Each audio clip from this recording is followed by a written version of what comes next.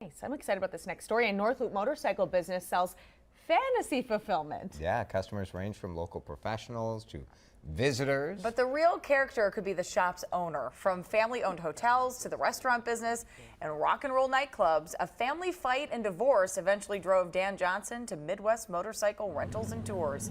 That's what makes this St. Paul native a Minnesotan to meet.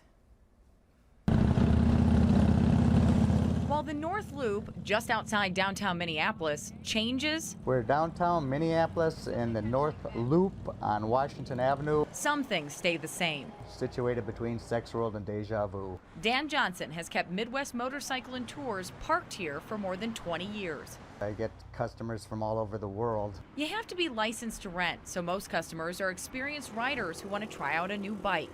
Got a fleet of Harleys and one Honda Goldwing, and occasionally, every now and then, a crotch rocket. They have more than 40 Harleys while offering leather jackets and temporary tattoos to those looking to complete their biker look.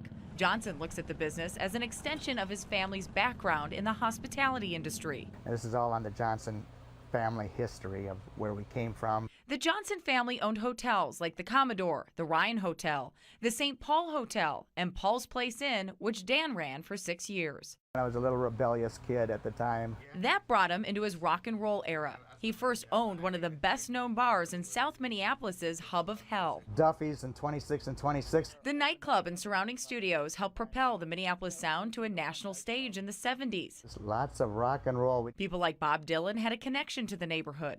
We partied with all the rock and rollers, either at my house or someone else's house after the concerts. In the early 80s, punk rock and new wave took over in a revamped venue. And then the music scene kind of died, and we converted it into Norma Jean's, an upscale danceteria dance club. When life changes forced him out, he got revved up when he realized he could merge music with motorcycles.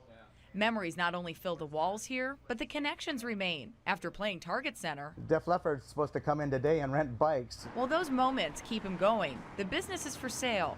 I'm 61 years old. I've been doing it 20 years. Because like any rocker, Johnson's looking for the next big gig. And there was a clue. Dan is looking at a new business in Jamaica. He wants to open an MMA training facility with celebrities and other people. Wow. I know.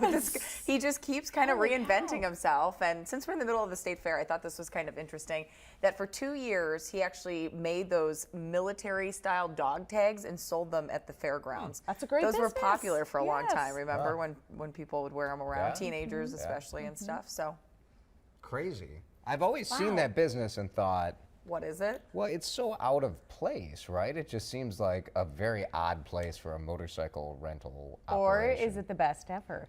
In between Sex people- World Right? and Well, Just, he you says, know, he he's says a- he's in fantasy fulfillment. That's his business. Exactly. People want to try out Yeah. a new Harley or do something like that. It's just a different take on And people that. find him.